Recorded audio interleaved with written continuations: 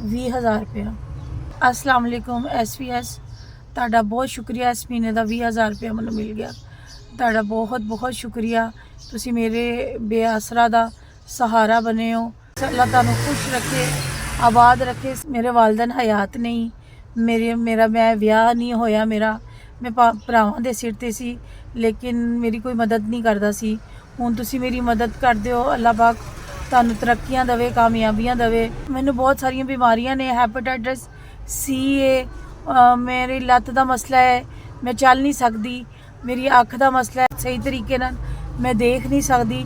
ਇੱਕ ਅੱਖ ਤੋਂ ਮੈਂ ਵੇਖਨੀ ਆ, ਉਹ ਵੀ ਮੈਨੂੰ ਸਹੀ ਨਜ਼ਰ ਨਹੀਂ ਆਉਂਦਾ। ਮੈਂ ਗੁਰਦਿਆਂ ਦੀ ਮਰੀਜ਼ ਹਾਂ, ਗੁਰਦੇ ਵਾਸ਼ ਹੁੰਦੇ ਨੇ ਮੇਰੇ।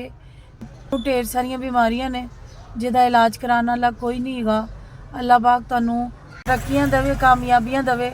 ਤੁਸੀਂ ਮੇਰੇ ਇਸ ਮੁਸ਼ਕਿਲ ਦੇ ਵਿੱਚ ਸਹਾਰਾ ਬਣੇ ਹੋ ਤੇ ਤੁਸੀਂ ਹਰ ਮਹੀਨੇ ਮੈਨੂੰ ਡਾਇਲਸਿਸ ਦਾ 20,000 ਰੁਪਇਆ ਘੱਲਦੇ ਹੋ। ਅੱਲਾਹ ਤੁਹਾਨੂੰ ਖੁਸ਼ ਰੱਖੇ, ਆਬਾਦ ਰੱਖੇ। ਤੁਹਾਡਾ ਬਹੁਤ ਬਹੁਤ ਸ਼ੁਕਰੀਆ।